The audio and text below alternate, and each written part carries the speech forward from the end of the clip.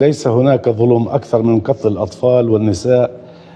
ليس هناك ظلم أو وحشية أكثر من تدمير أكثر من 130 مسجد ومئات المدارس والجامعات، عدا عن بيوت المواطنين والأطفال والنساء الذين يقتلون تحت الردم بشكل يومي وبصواريخ تبلغ زنتها حوالي طن أو طن ونصف من المتفجرات.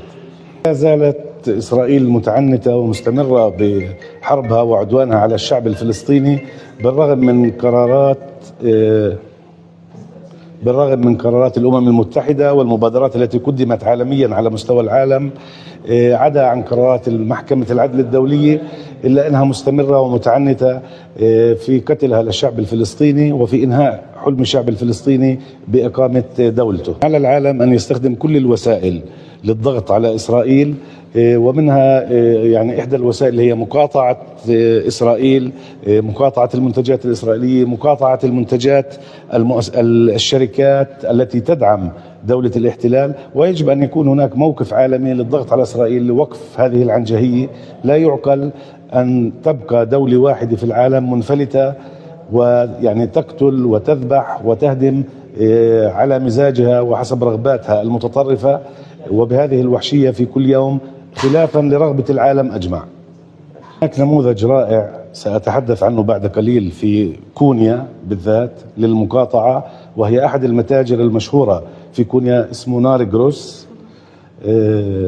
هذا المتجر له عدة فروع في كونيا.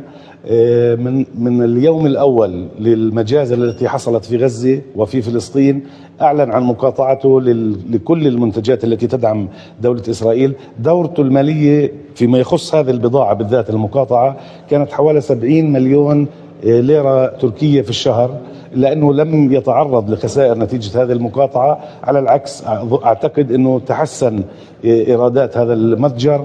فكل المحبة والاحترام للشعب التركي ولمثل هذه المبادرات ولمثل هذه المتاجر التي فيها نفس إنساني يقف إلى جانب الفلسطينيين. نعم، العالم خذل الشعب الفلسطيني، كل العالم بالمناسبة خذلونا، ولم تقف يعني هناك دولة بشكل حقيقي مع الشعب الفلسطيني. كان هناك علما أنه كل شعوب العالم تقف إلى جانب الشعب الفلسطيني، حتى الولايات المتحدة والجامعات الأمريكية. رأيتم ما حصل في الجامعات الأمريكية. كل الشعوب العالم تقف إلى هذه القضية العادلة، هي قضية إنسانية، قضية حق وقضية مظلومية للشعب الفلسطيني. إلا أنه حقيقة أن النظام الدولي الموجود خذل الفلسطينيين ولم يقف إلى جانبهم.